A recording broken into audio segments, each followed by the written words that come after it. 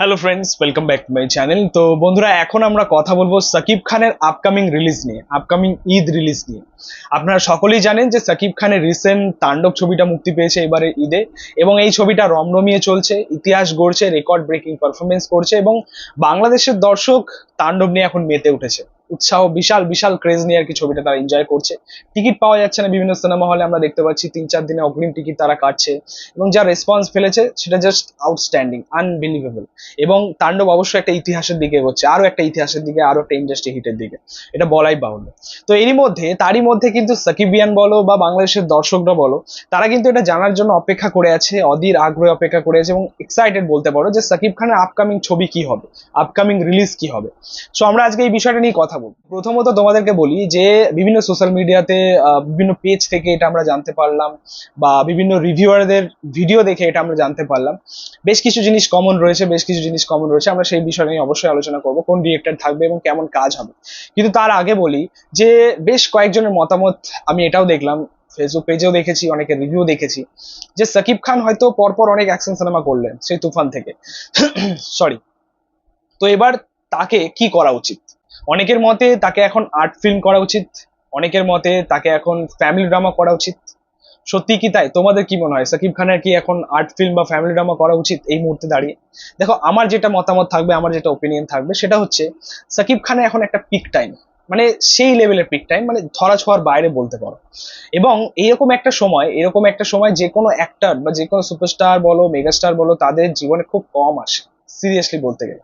সেটা তুমি সেটার উদাহরণ তুমি বলিউড থেকে দেখতে পারো, সেটার উদাহরণ তুমি তামিল থেকে দেখতে পারো, মানে আমাদের সাউথ থেকে দেখতে পারো, সেটা আমাদের কলকাতা থেকেও দেখতে পারো। তার উদাহরণ, অনেক অ্যাক্টরদের সেই সময়টা আসে না, বা আসতে সময় লাগে। একের পর এক blockbuster, all time blockbuster, industry hit সে দিয়ে যাচ্ছে। তো এমন একটা পিক টাইমে সে কেন আর্ট ফিল্মে ঢুকবে, সে কেন একটা ফ্যামিলি ড্রামাতে ঢুকবে? তাকে অবশ্যই দর্শক কি চাইছে সেটা অবশ্যই সে বুঝতে পারছে, কারণ সে বিশাল বিশাল অভিজ্ঞতাবান একজন আর কি অভিনেতা। সেই 1999 সাল থেকে আজকে 2025, এত বছর রুল করে গেছে বাংলাদেশ সিনেমা ইন্ডাস্ট্রিতে, তার অবশ্যই একটা এক্সপিরিয়েন্স আছে। দর্শক এই মুহূর্তে দাঁড়িয়ে কি চাইছে তার কাছ থেকে সেটা সে অবশ্যই বুঝছে।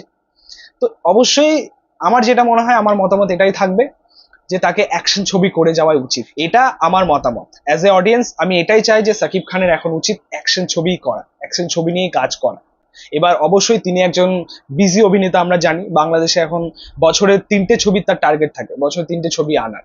তো সেখানে অনেক পরিশ্রম লাগে, নিজের শরীরটাকে সেরকম ফ্লেক্সিবল রাখতে হয়। তো তার শরীর যদি পারমিট করে, তার শরীর যদি দেয়, অবশ্যই তাকে অ্যাকশন ছবি করে যাওয়া উচিত, এটা আমার মতামত। সো যাই হোক, এবার আমরা আসি সাকিব খানের নেক্সট প্রজেক্টটা নিয়ে, নেক্সট ঈদ রিলিজ নিয়ে। দেখো, প্রথমত এখানে দুজন পরিচালকের নাম উঠে আসছে। একজন হচ্ছে হিমেল আশরাফ, যার সাথে আমরা রাজকুমার ছবিটা দেখেছি, আর একটা হচ্ছে মেহেদী হাসান হৃদয়, যার সাথে আমরা লাস্ট বরবাদ পেলাম, যেটা ছিল ইন্ডাস্ট্রি হিট, বিশাল বিশাল আর কি সাকসেস হয়েছে আর কি ছবিটা। তো এই দুজন পরিচালকের নাম আসছে। এবার প্রশ্ন, যে আসলে কোন পরিচালকের সাথে আমরা নেক্সট ঈদের ছবিটা পাবো? দেখো, সত্যি বলতে পাল্লা যেদিকে ভারী, আপডেট অনুযায়ী, সেটা হচ্ছে মেহেদী হাসান হৃদয়, খুব সম্ভবত। মানে 70% হয়তো চান্স রয়েছে মেহেদী হাসান হৃদয় এবং সাকিব খান আরো একবার।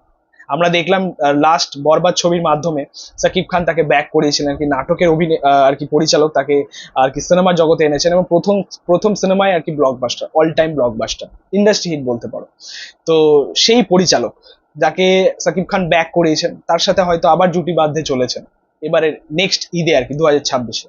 এবার দেখা যায় যে ছবিটা কিরকম টাইপের হবে, কিরকম গল্প হবে, সেটা ফ্যামিলি ড্রামা হবে, নাকি একটা লাভ রোমান্টিক ড্রামা হবে যেরকম আমরা রাজকুমার পেয়েছি বা প্রিয়তমা পেয়েছি, নাকি একটা হার্ডকোর অ্যাকশন ছবি হবে যাবে যেরকম যেরকমটা আমরা বরবাদ পেয়েছি, দেখা যায়।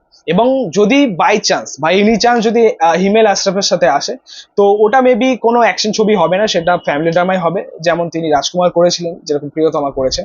তো সেই টাইপের হয়তো কাজ হতে পারে। সো আলটিমেটলি দেখা যায় যে হিমেল আশরাফ যদি থাকেন বা তার সাথে যদি সাকিব খান জুটি বাঁধেন, সেটা কি টাইপের ছবি হয়, আর আমাদের মেহেদী হাসান হৃদয় যদি আসেন, সেটা কি টাইপের ছবি হয়। তবে অবশ্যই আমরা সাকিব খানের নেক্সট ঈদ রিলিজ নিয়ে খুবই এক্সাইটেড। সেটা আরো বড় বাজেটের হবে, আরো বড় গ্র্যান্ডারের হবে, এটা আশা করছি। কারণ সাকিব খানের যেরকম এখন কাজ দেখছি, আমরা যেরকম কাজের কোয়ালিটি দেখছি, তার কাজের এনহ্যান্সমেন্ট দেখছি, সেটা জাস্ট টপ নচ। সত্যি বলতে আমাদেরকে তাক লাগিয়ে রেখেছে। মানে আমাদের যে ধারণা ছিল এতদিন বাংলাদেশ সিনেমার ছবিগুলো নিয়ে, বাংলাদেশ ইন্ডাস্ট্রির ছবিগুলো নিয়ে, আজকে সেই সব ধারণা হয়তো সব মিথ্যে প্রমাণ হচ্ছে, কারণ বাংলাদেশ করে দেখাচ্ছে। ভাই এখন বাস্তবে বলতে গেলে আমাদের কলকাতা ইন্ডাস্ট্রি থেকেও হয়তো কয়েক গুণ এগিয়ে যাচ্ছে, কয়েক ধাপ এগিয়ে যাচ্ছে আর কি বাংলাদেশ সিনেমা ইন্ডাস্ট্রি। বেশ ভালো লাগছে, কারণ তারাও বাংলা ইন্ডাস্ট্রি একটা। তো যাই হোক, দেখা যাক যে সাকিব খানের নেক্সট আপডেট, মানে নেক্সট সিনেমার আপডেট কবে আসে, অ্যানাউন্সমেন্ট কবে আসে। তো বন্ধুরা, তোমরা কোন জুটির কাজ দেখার জন্য অপেক্ষায় আছো সেটা কিন্তু অবশ্যই কমেন্টে জানিও। ভিডিওটা ভালো লাগলে অবশ্যই লাইক কমেন্ট শেয়ার করে দিও, পাশে থেকে সাপোর্ট করো, চ্যানেলটাকে অবশ্যই সাবস্ক্রাইব করে দিও, পাশে থাকা বেল আইকন প্রেস করে দিও পরবর্তী ভিডিওগুলো। Thank you, tata.